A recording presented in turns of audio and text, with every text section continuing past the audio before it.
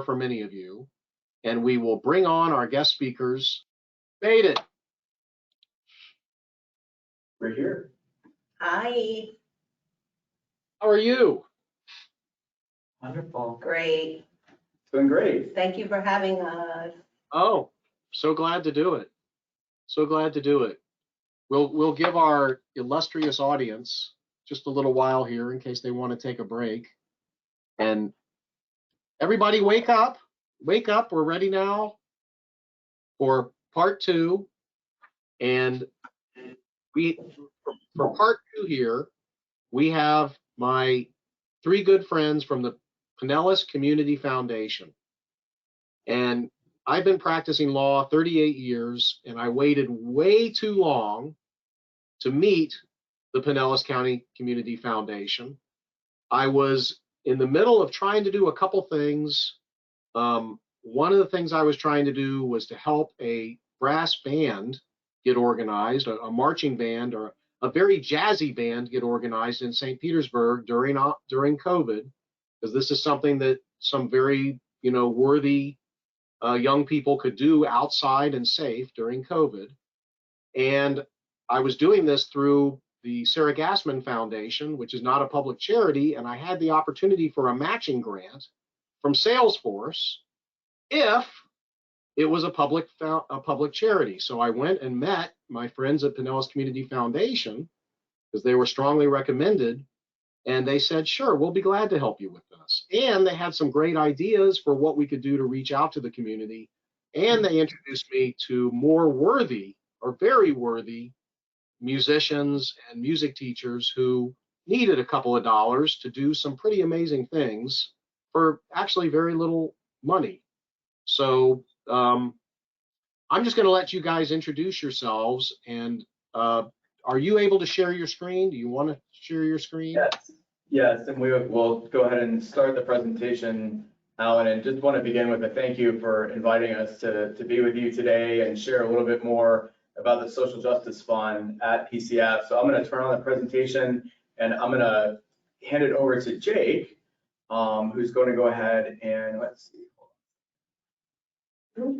Okay, but first, taking you completely off guard, can you can one of you spend 3 to 4 minutes and tell us what in the heck is a community foundation and what is in it for me? Sure. So very briefly, we'll do that. And so community foundations, we have them all over the country. They are geographically based community foundations, and they are meant to be community endowments, a place that people can give money that will grow over time and continue to support the community through a community endowment. You can support charities of your choice. We're very fortunate that we have many donors in the community over time who have left money to our foundation without any strings attached to it. So we can help the most needed causes at any time in our community through competitive grant programs. And so there's many things, and Alan, you talked a little bit about the opportunity to open specific funds. So we do that for donors as well. And we have everything from a membership program where you can contribute $25 a year if you'd like to $10,000 if starting your own fund isn't something you want to do, and we match those donations and make great grants to the community through our membership program. So there's lots of facets to community foundations. It is a hub for philanthropy, good work, community resource to many nonprofits as well. You name it, it probably happens at a community foundation. So I want to give a couple of examples because I think it's really important. First of all, Marcia and I opened a small account with your community foundation. We put, I don't know, $9,000 in there. And when we decide that something locally should happen for somebody who's worthy, not a relative or a friend of ours, but we may read in the paper about somebody who has a terrible situation, some people who need some food, we can call you guys and you can find a way to use that $9,000 in a way that we suggest that's completely charitable. I met with clients Thursday. She has $2 million in her IRA and a son. And I said, when you die, that $2 million IRA is going 70% to the IRS and 30% to your son. If you make the IRA payable to your son, with the alternate beneficiary being the Pinellas Community Foundation, Then when you die, your son will have 9 months to go meet the Pinellas Community Foundation and decide whether he would like to disclaim some or all of that to the Pinellas Community Foundation.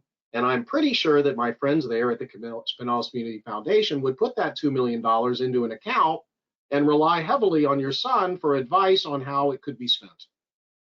Yes. You can't do that with a private foundation because you can't disclaim into something that you control. So I just wanted to give those examples because, and then the other nice thing is now this family can go have lunch with very nice people and get better ideas on how to spend the money, what programs are needed, and what governmental agencies may support. I mean, maybe I'll put in 10,000 and the government will put in 30, and maybe I can make a program that will be sustainable forever if I just start the first year. So sorry to butt in there, but I just wanted to make those points because I think they're important. So go ahead and give us a little bit of background. This fund that you're going to introduce, tell us a little bit about the person who's behind it, because I think it's really important that there's a guy who thought that this should happen, and Yes. You're able to make it happen, and he's able to remain anonymous, and I like that too. So I'll shut up now, I promise.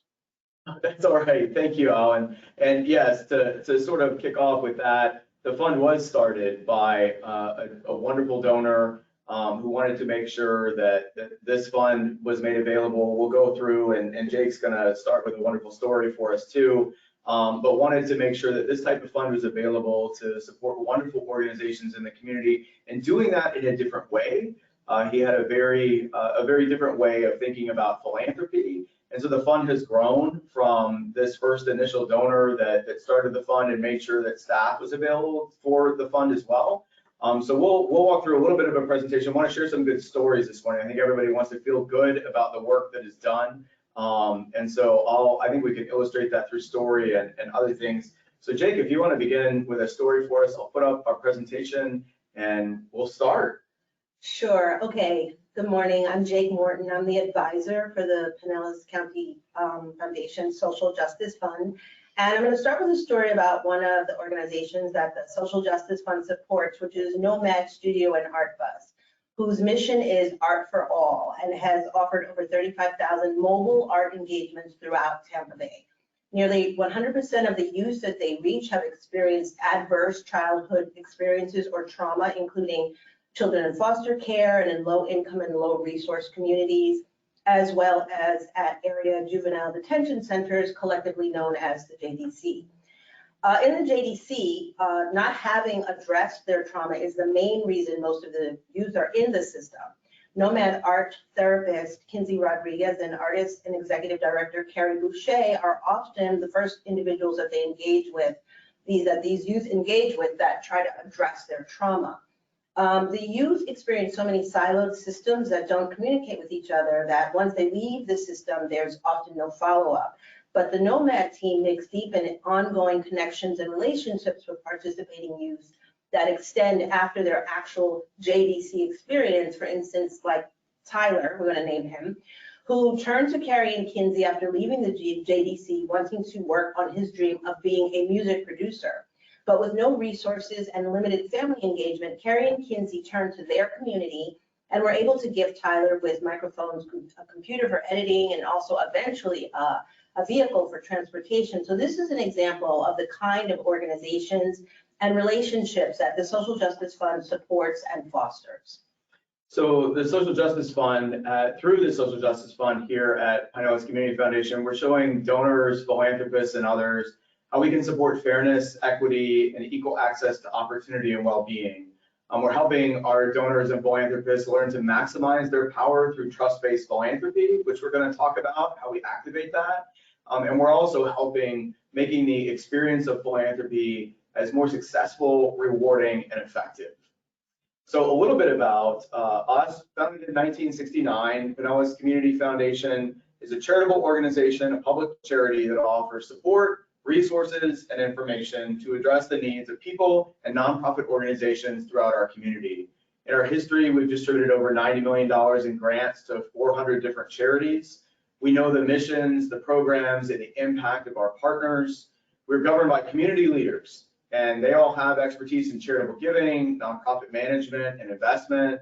Our donations are prudently invested and they grow over time. Our staff is active and trusted throughout the community. And we use the insights that we learn from organizations and the community to help create personalized giving plans for our donors. The Social Justice Fund here at PCF believes that the charitable world needs to make room for small, emerging, and grassroots organizations that are deeply embedded and committed to the community. And I think one of the neat things, if you look through the slides as we go through, these are all pictures from organizations that have been supported through our PCF Social Justice Fund, and talk a little bit about their impact too. And we'll have more stories from Jake toward the end of our discussion today. We believe that relationships are key to the impact of the organizations we work with in the Social Justice Fund. And we've all heard donors say, and we have said it ourselves, you know, let's wait and see what this organization can do. Well, they're tiny, their financials aren't too strong.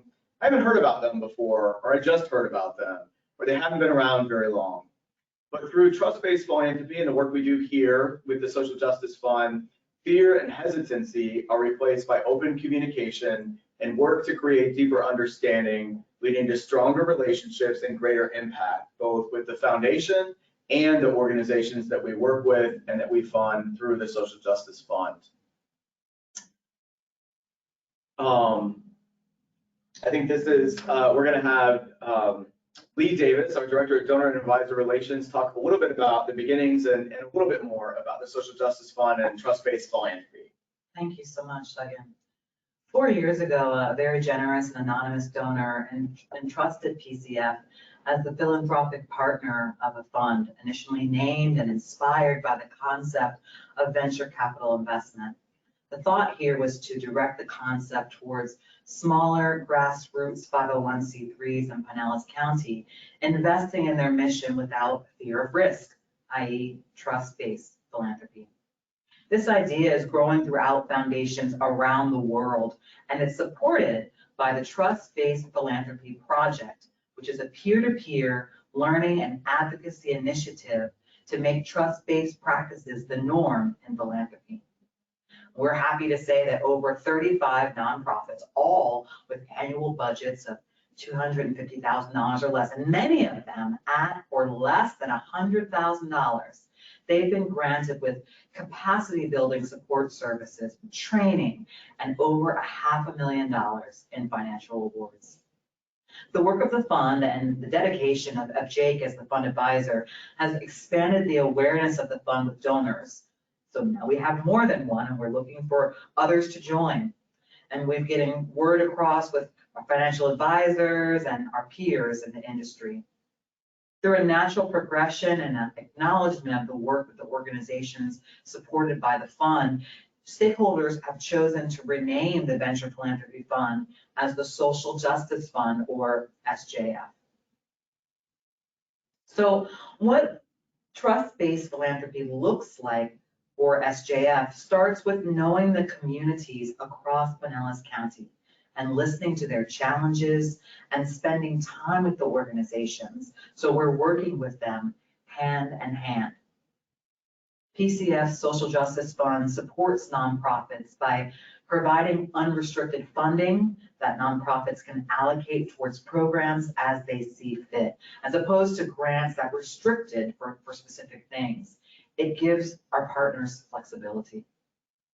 By forming relationships with organizations, by doing advanced research on the organizations and seeing the way that they work within the community, and being available for questions in an informal way.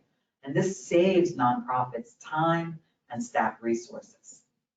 By simplifying paperwork to short-circuit traditional application processes, by focusing on the critical information and aligning formatting so they're just not as onerous. I mean, let's be honest, no one likes paperwork. And by creating lines of communication that are rooted in transparency and responsiveness.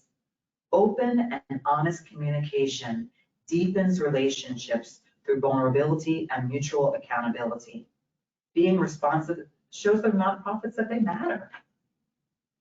asking for feedback and input, providing space for organizations to honestly express their needs and opinions. We aren't perfect, we know that, and feedback makes us better. The grantees and communities that they work in provide valuable perspectives that can inform a funder's strategy and approach, and it makes our work more successful in the long run. And by offering more than funding to help organizations build their capacity, non-monetary support helps leadership, helps capacity, and it builds organizational health. And some examples of this are marketing and communications, program design, board development, and financial accountability. So trust-based philanthropy not only supports the community, it strengthens PCF as an organization. We have a better understanding of the needs of our community and the nonprofits that are serving them. We're helping other PCF donors with their awareness and their support of nonprofits in Pinellas County. And we use the information that we've learned to improve other grant programs at the foundation. And perhaps most critical, we are building more rewarding relationships throughout the county. So I'm going to turn it back over to Jake to share some more stories about the organizations in the Social Justice Fund. Okay, so one of our organizations is Cloud9 Outdoors, which has provided access to the outdoors for youth from Pinellas community since 2017. The organization empowers and inspires youth, cultivates leadership, confidence, and builds resilience through powerful outdoor activities, including fishing, hunting, archery, swimming, camping, kayaking, and sustainable energy. It's sustainable ecology training. The PCF Social Justice Fund provided support for 3 fishing workshops where nearly 100 youth and parents experienced fishing trips and learned about the ecosystem and all aspects of fishing. Another one of our organizations, as we mentioned before, is Nomad Studio, Nomad Art Bus, which has facilitated over 35,000 direct interactions since 2013 through weekly pop-up art camps in low-resource neighborhoods, monthly art programs for children in foster care, engagement with students in local after-school programs, and adult programs for people in congregate living facilities, halfway houses, homeless shelters, and domestic violence shelters. The Social Justice Fund supported Nomad Art Bus Children's Home Project, providing 500 to 600 children with monthly pop-up art engagements and art bus painting at local children's homes.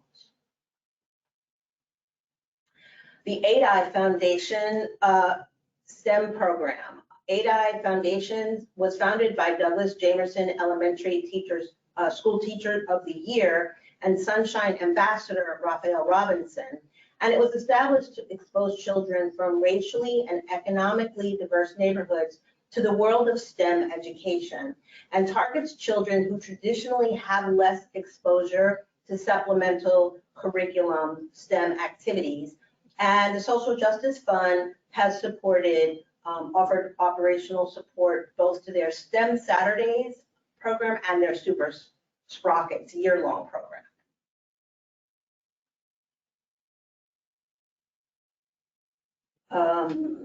Sheehan's School of Survival. The Youth on Track program teaches students throughout Pinellas County the art of jiu-jitsu and karate to inspire and encourage the youth to develop discipline in their minds, bodies, and souls, using martial arts to combat the increase of youth diabetes, obesity, violence, bullying, gang activities, criminal behavior, suicide, drug use. Sheehan SOS provides services to organizations, schools, and libraries. Sheehan SOS also sponsors annually the Clearwater Open Karate Championship, geared towards youth and adults in Pinellas and surrounding counties. And in its 5 years, over 1,250 youth and adults have taken part in this event. Youth and adults as far away as New York have come to this event. And it was recently recognized by Representative Hakeem Jeffries and Representative Charlie Crist for its exemplary efforts. And the PCF Social Justice Fund has provided support for operations, programming, and also vehicle maintenance. The Willa Carson Center for Health and Wellness, and since 2005, the Willa Carson Health and Wellness Center has provided over 50,000 medical visits to uninsured and underserved residents in Pinellas County. It offers free to the public monthly education classes and seminars and has a community outreach program. And PCF's Social Justice Fund supported a season of community lunch and learn programs targeted at residents in the North Greenwood community in Clearwater, providing seniors with tools to better manage chronic health conditions and emotional well-being. So those are just a few of our organizations.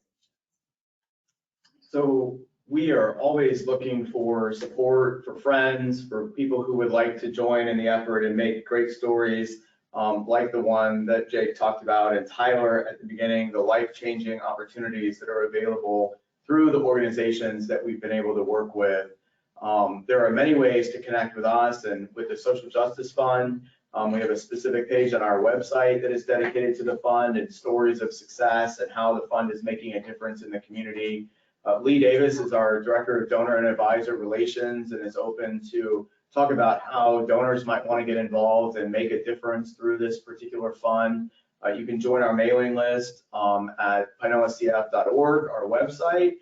We have multiple ways to follow us on social media. Our handle in most places is PinellasCF, so you can stay up to date with the stories and everything that is going on with the foundation. So many ways to connect with us.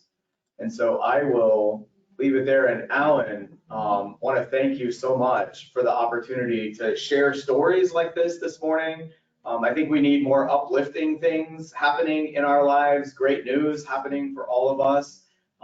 So I think this is a wonderful way to share all of that that's going on and the great things that are happening in our community.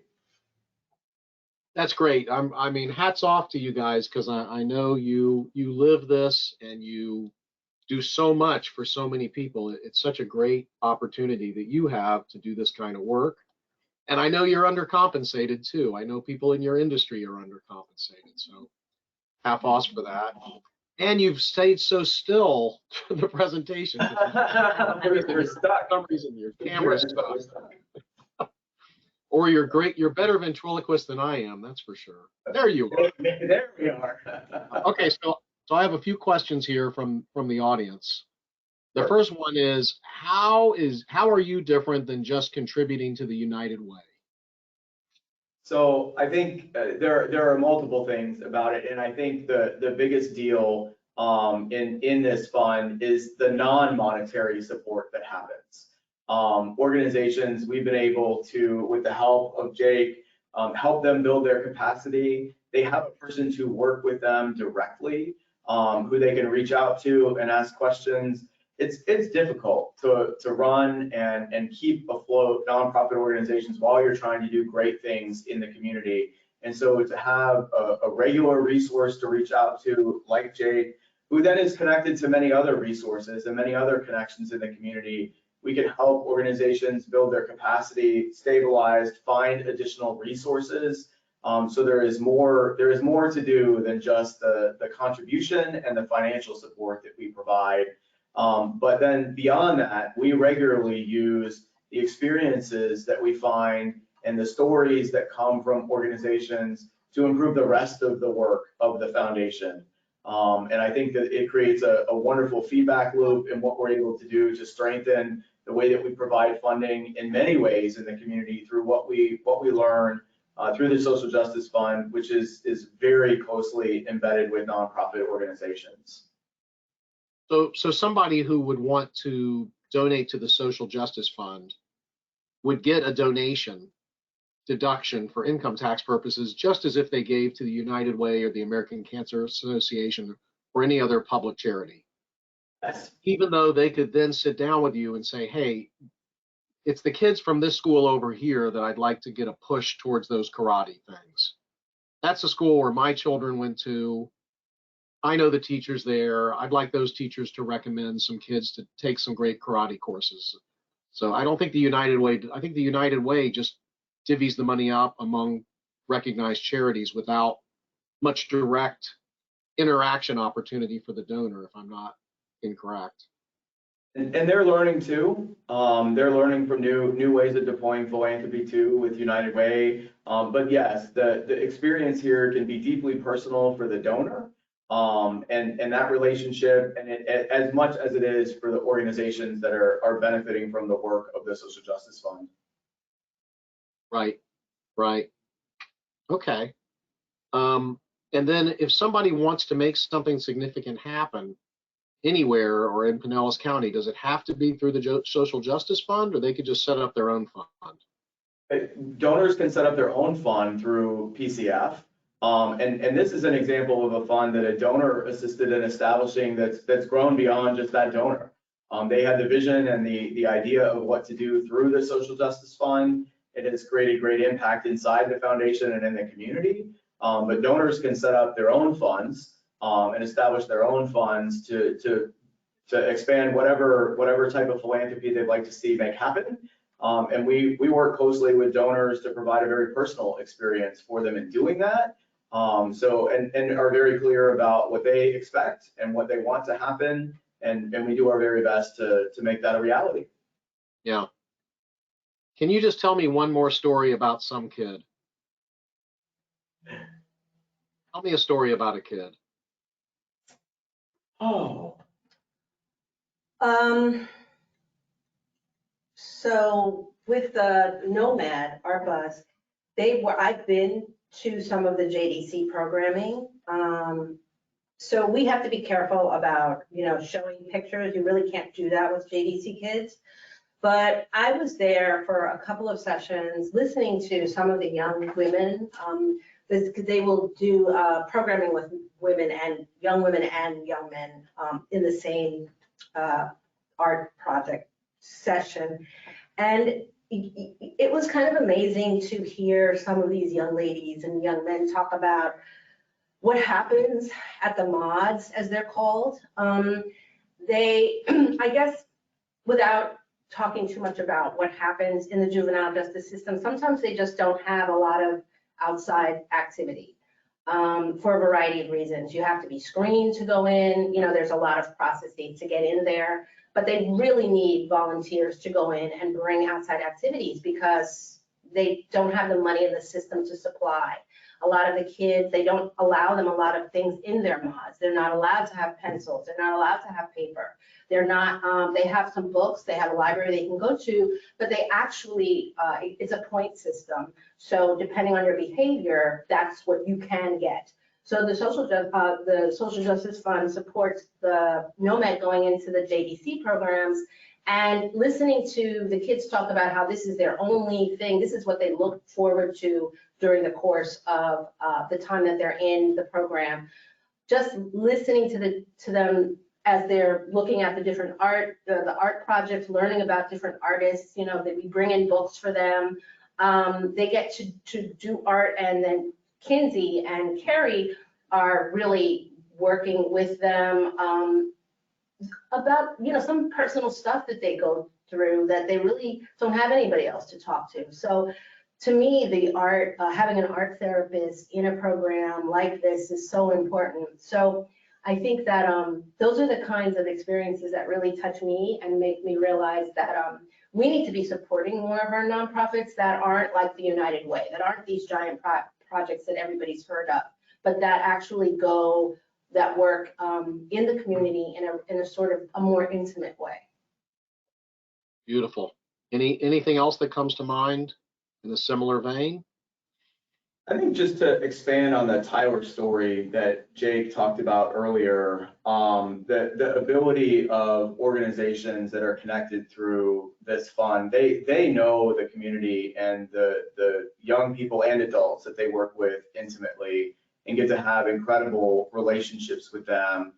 These are often, especially for young people that are dealing with a lifetime already of trauma, having someone that can connect with them. But I think the most amazing part of it is they take that, the organizations take that very special experience with young people and what they know they need, and then bring that to the larger community. And they raise those stories up to people who can help make a difference. And lots of people in small ways can make a huge difference in the life of young people. And I think about the story about Tyler and the ability through social media to say, hey, this is what's going on, and this is a young person who wants to make their life better, and this is what they need. And being able to sort of assemble all of that and additional friends and supporters, that's the type of change that happens, and it changes the community while it changes a person. And it's incredible to see that happen. That's beautiful. That's great. Okay, well, we'll be posting this up to YouTube. We'll be sending your contact information to our attendees. I want to personally thank you for your dedication and for working on Saturday. And I'm sure you work on a lot of Saturdays. And you're very photogenic as well, so you probably should consider a career in motion pictures or something like that. Thank you very much, Alan. Okay, so now we're going to play Dennis Kleinfeld, and thanks everybody for listening in this week. We always so much appreciate all your questions, comments, suggestions, and criticism. And here's my friend, the brilliant Professor Dennis Kleinfeld. The Renson case was interesting. Joe Renson, who was given permission to Ronnie Nyworth and I to talk about the case, otherwise we wouldn't be mentioning anything at all, unfortunately had some very poor litigation advice early on, and he wound up agreeing to a judgment with the Federal Trade Commission for actually a liability that the corporation was solely liable on. And I don't mean to go through all the complications of that, but I think it was just, I wasn't around at that time, but as I reviewed the materials, it struck me that there was a significant problem in his representation early on. Be that as it may, he had a $14 million judgment. Prior to that, he had, some years prior to that, he had established the Cook Island Trust. And not particularly that well drafted, but it was okay. And at that time, then he was caught up in the fact that he had a $14 million judgment, and he was getting caught up with the FACTA compliance movement offshore, and was told he had to move the account. At which time he went back to his original counsel, who he lost faith with, got referred to several others. He wound up in my office. And I looked at it and said, well, I think what we need to do is keep the trust in place, get a trustee, move it to a new jurisdiction, and come under the ambit of then with banks, not U.S., who will receive the funds from the Cook Island banks, and we can continue on. And he asked me what would be the safest thing he could do, because now he had a Cook Island Trust, but now he has a $14 million judgment, personal. Then there've been appeals and appeals, so it was been litigated for a while before I ever met Mr. Renson. And I suggested to him that there's a front door and a back door. We normally think this front door is you're going to have the judgment creditor then suing him and then trying to get a contempt order to force him to get the trust, much like you saw in the Anderson case or the Lawrence case, things like that. But then again, I said there was a back door, which is my point about having a foreign account, but with a court in U.S. dollars with a U.S. correspondence. So if they can't get it one way, they're going to go the other way. So I said we need to separate those. And my suggestion is that the trustee, now in Belize, would establish a limited liability company, which would then apply for an annuity policy from the Cayman Island Insurance Company. The assets then would be exchanged, so there'd be an exchange of money for the annuity policy. That's an exchange of value. So you had a third-party arm's length for value transaction. And now the assets that the limited liability company, which is owned by the trust, owns, is an annuity policy. And the assets, I know from my previous experience from 20 years or 20 some years ago from the Swiss case, is that the assets are actually treated by the civil law courts as owned by the insurance company. So there was a small problem of about $350,000 or $400,000 that Renson had still in the United States, was transferred out as a second transfer. So we set up a separate annuity because that may very well be lost. And if the first one's lost, then at least the very larger amount that would still be I think withstand attack. And in fact, that's what actually happened when this litigation came eventually down here in Miami. And one of the rare times I acceded to legal counsel, litigation counsel, that a bankruptcy was in order. And the battle was then fought in bankruptcy court.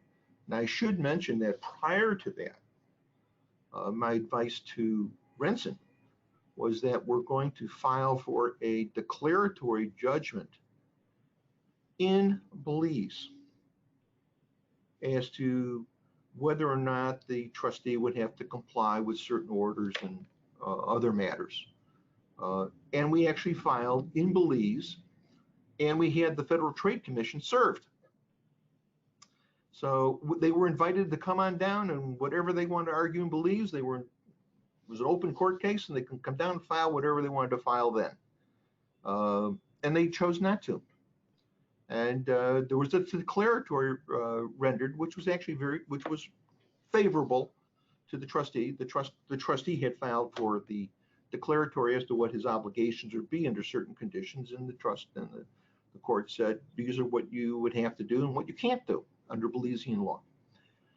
And that played into the procedures here in bankruptcy court in Florida, because the court then ruled that the annuity, which stemmed from funds that were held in the Cook Island Trust prior to the judgment, were exempt from creditors. And in any event, we were confident then that since the transfer, that even with the Federal Trade Commission then getting stuff, say the annuity couldn't, would they be able to get to the funds of the insurance company in any event? Well, they couldn't get it to by any action holding Renson in contempt of court, because there was still an ongoing proceeding in federal court in New York. So it's a complicated litigation court battle, but ultimately, as I foresaw, the having a foreign trust, even if the annuity was not going to be upheld as exempt, even if it wasn't, the Federal Trade Commission was not going to get their money. Now, as regard Renson, by the way, to avoid having a fight with the IRS, so I don't leave off on this, since his trust was not going to qualify under 817 for having diversification enough, we then filed with the IRS that the foreign annuity was, for our purposes, a foreign trust and a grantor trust at that. So there was a flow through of the proceeds, of which, of course, then when he got his annuity payment, he picked up the income anyway. I didn't want to have a two-front war trying to say that it's got tax deferral and asset protection. It's a grantor trust all the way through. It's a flow through, and I don't have a fight with the IRS over this. Let me go have a fight with the Federal Trade Commission. If the facts break right, a taxpayer can do very well. In that case, essentially, a taxpayer was flush with assets, created an offshore trust that was only about a third, if I recall, of their net worth. The IRS then came after them, and an appeals officer basically wouldn't accept the taxpayer's offer in compromise, trying to exclude the trust assets. The court in that case basically held, under those circumstances, there was no prearranged plan to avoid taxes. The tax liability had yet to be assessed. The taxpayer didn't have actual control over the trust. When they created it, it was arguably not a fraudulent transfer under those facts. that the IRS went too far in trying to force those assets to be part of an offer in compromise. As you know, that's almost always the exception rather than the rule, that practitioners have to be very concerned, and they've seen that with the IRS, with the SEC, and other cases, the FDA, that if you have the ultimate 500-pound gorilla coming after you, the US government or one of their agencies, you have to be very, very wary and really understand the client's situation if you're going to agree to set up one of these trusts for them.